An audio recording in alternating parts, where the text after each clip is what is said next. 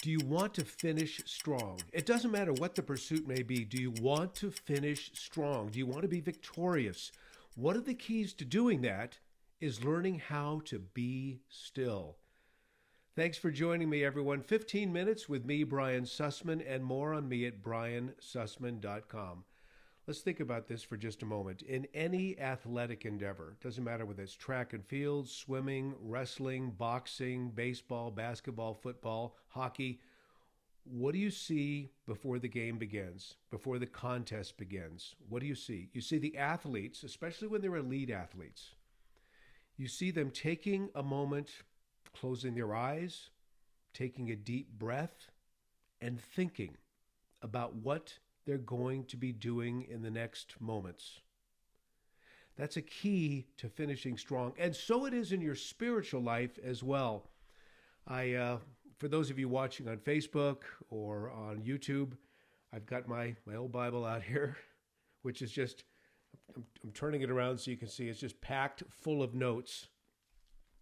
And there's a note here from a wonderful pastor I had in the 90s and early 2000s. He was an Assembly of God pastor and very, very well known around the world for preaching on the judgment seat of Christ. He had that particular subject just dialed. His name was Rick Howard. And I was listening to a sermon of his live and in person. And at some point in time, he said, be a finisher. In other words, finish strong.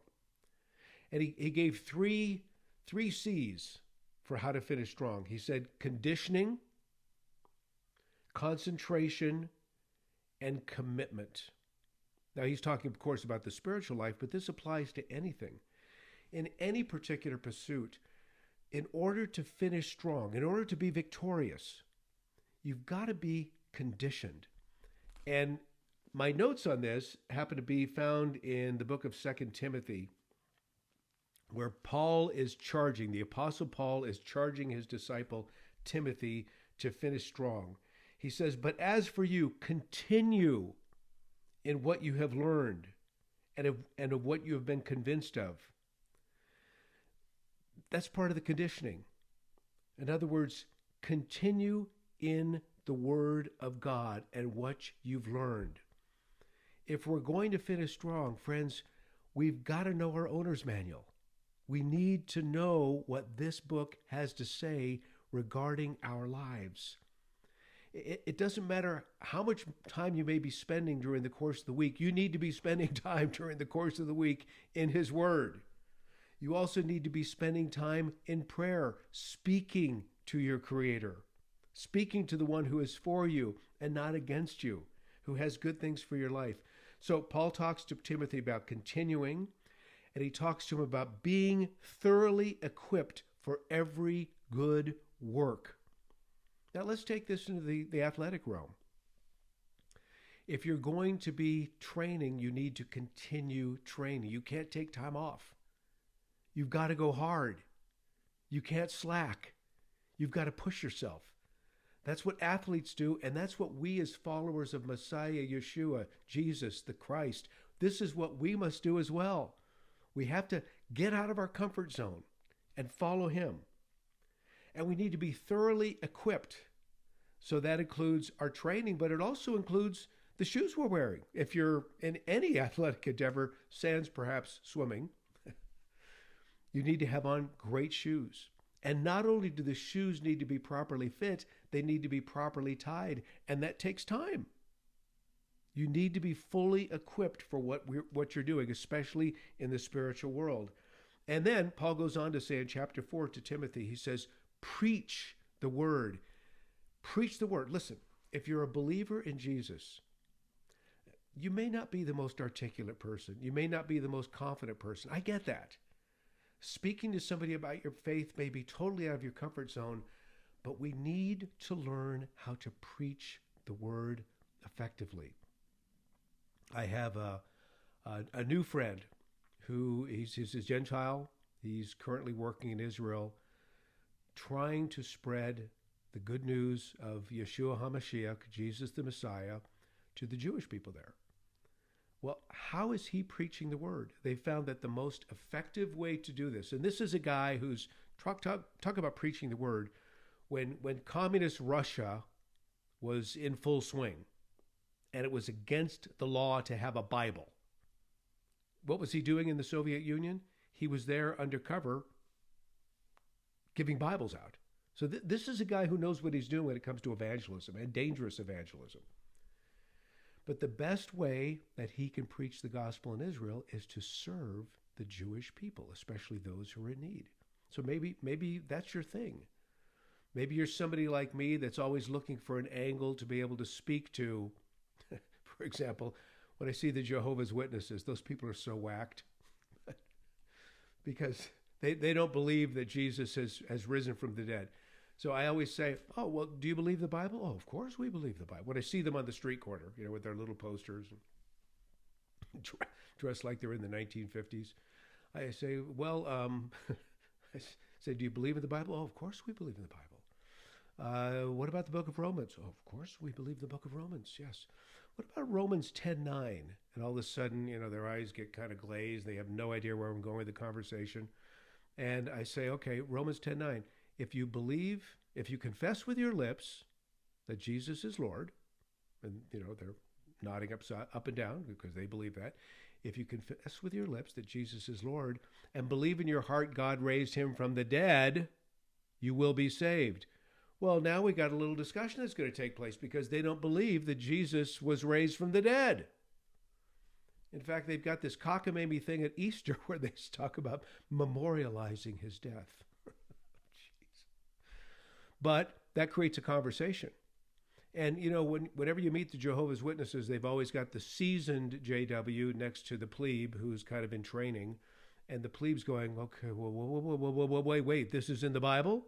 If you believe in your heart that he was raised from the dead, you'll be saved?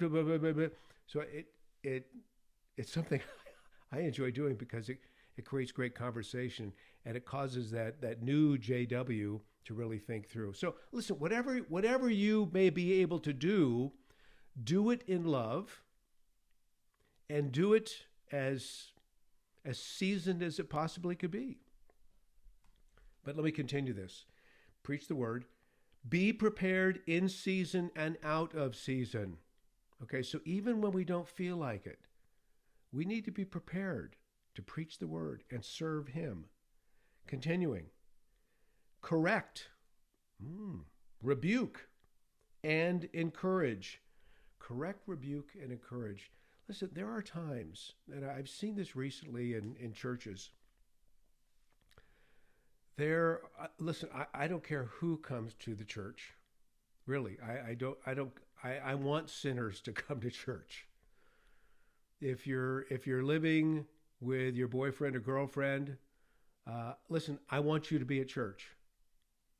But I would have to draw the line when it comes to being like on the worship team and you're living with somebody and not married. That's where you have to just pull that person aside and say, listen, we'd love to have you on the worship team. You've got a great voice. You're a great musician.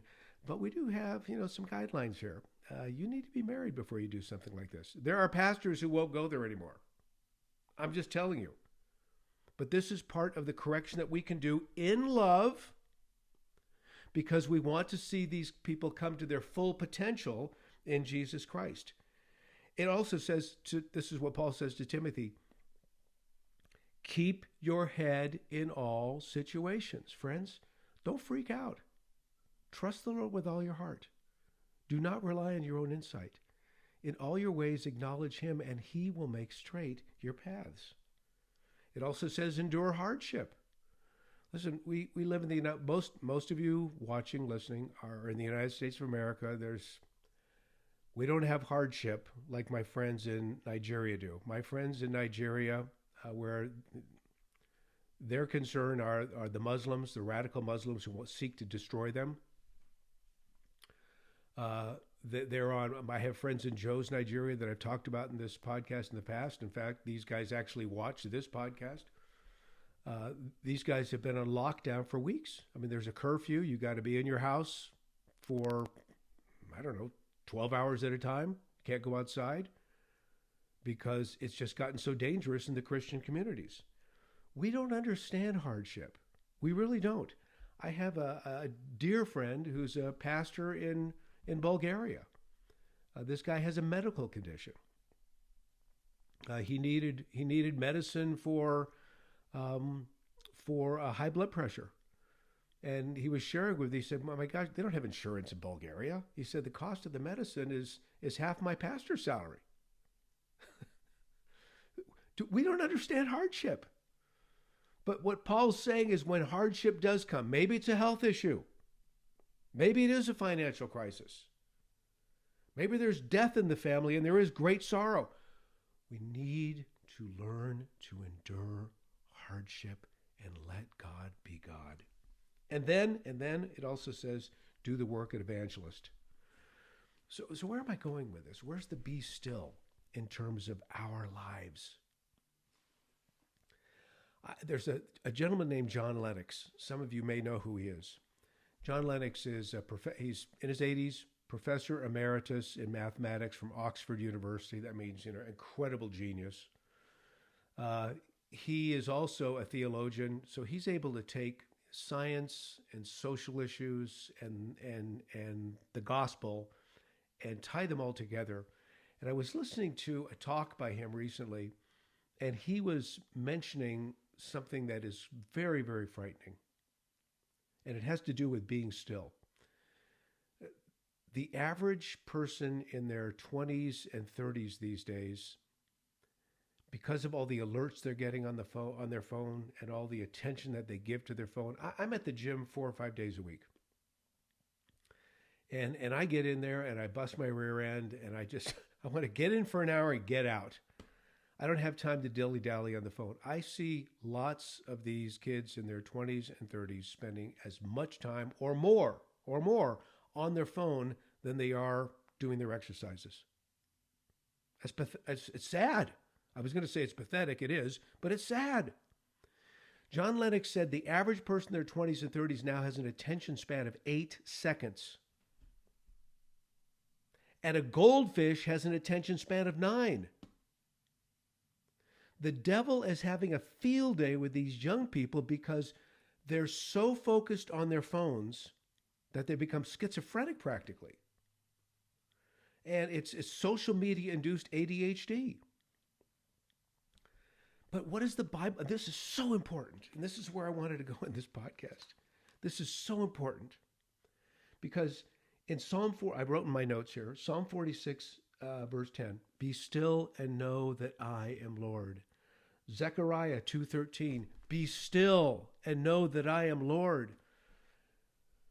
It's as if the Lord foresaw this day in which we live. He's saying, listen, friends, people, followers, you need to learn, just like the athlete, to take a deep breath and concentrate.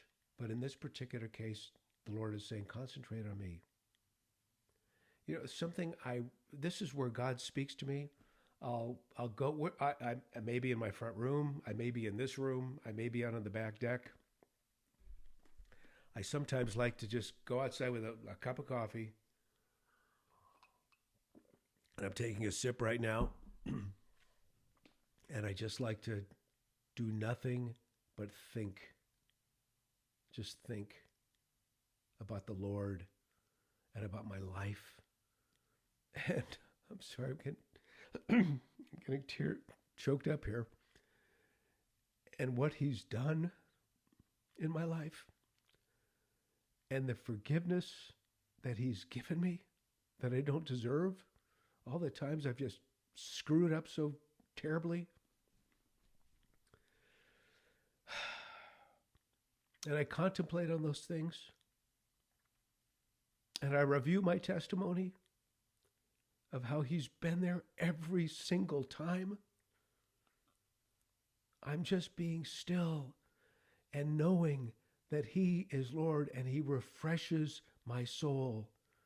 And oftentimes, in those moments, he gives me the marching orders I need for that day, for the week, and even for the rest of my life.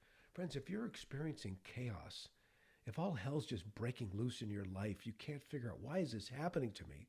What is going on here? Can I just encourage you to break out of the social media bubble and take a moment and just go to your favorite place and think about him?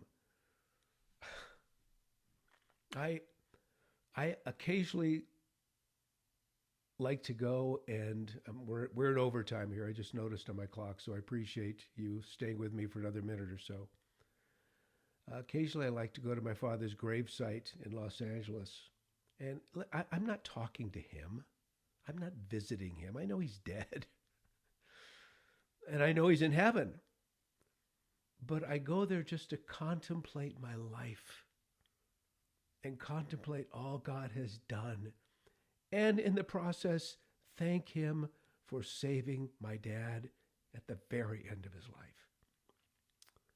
Be still, my friends, and know that he is Lord.